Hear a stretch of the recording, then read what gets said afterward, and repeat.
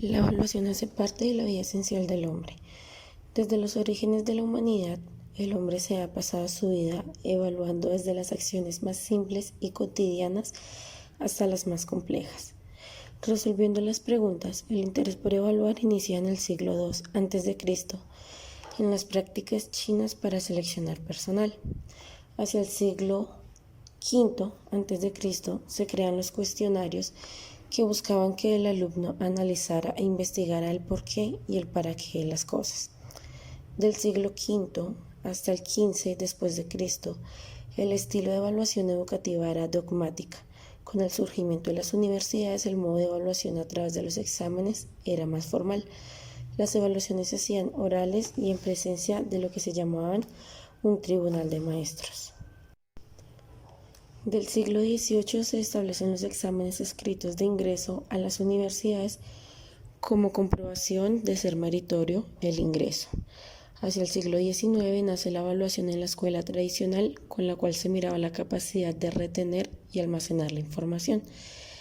Se realizan evaluaciones escritas y se da una valoración al trabajo mediante una calificación. A finales del periodo, en la época de la sociedad industrial, se originan los mecanismos de acreditación y selección de estudiantes en función de los conocimientos. Época de las teorías evolucionistas de Charles Darwin, la cual se apoya en la medición en los seres, identificando características de semejanzas y diferencias. De 1920 a 1930 se realizan test estandarizados que son privilegiados en el entorno educativo, ya que miden destrezas basándose en la medición de la inteligencia. En 1920 la Escuela Nueva introduce una evaluación cualitativa. En 1967 Michael Scriven introduce el concepto de evaluación formativa y sumativa, ya que a partir de una evaluación hay una toma de decisiones. La tarea de evaluación debe ser algo más que la aplicación de un test e instrumentos estandarizados. A finales del siglo XX, la evaluación toma un matiz diferente, ya que parte del aprendizaje teniendo en cuenta a los docentes, programas, currículo, evaluación de las instituciones, hasta llegar a la evaluación del sistema educativo nacional. El proceso de evaluación del siglo XXI se enfoca hacia las competencias y contextualizar a los estudiantes como ciudadanos globales. Esto es una actividad de evaluación educativa. Para ello voy a responder las siguientes preguntas. Número 4. ¿Quién es considerado el padre de la evaluación en educación?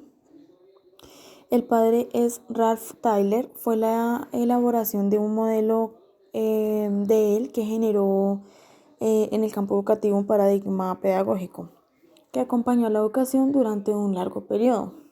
La pregunta número 5. ¿Qué nuevos modelos de evaluación comienzan a surgir en la época de los 70? Proponen una nueva generación de evaluación para los tiempos actuales y un modelo educativo sistemático que propone evaluar en función de la relación existente. Pregunta número 6. ¿Qué ocurre cuando el constructivismo aparece en el panorama educativo?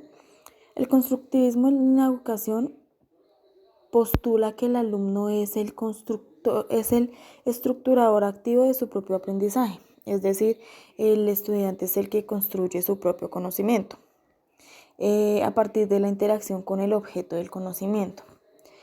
Pregunta número 7. ¿Cuál es el rol del maestro y el estudiante en cada periodo enunciado en el artículo?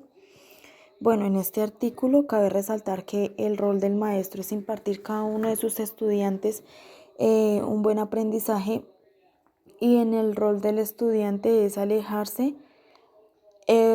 enseñar y entre ambos construir un buen aprendizaje significativo. Gracias.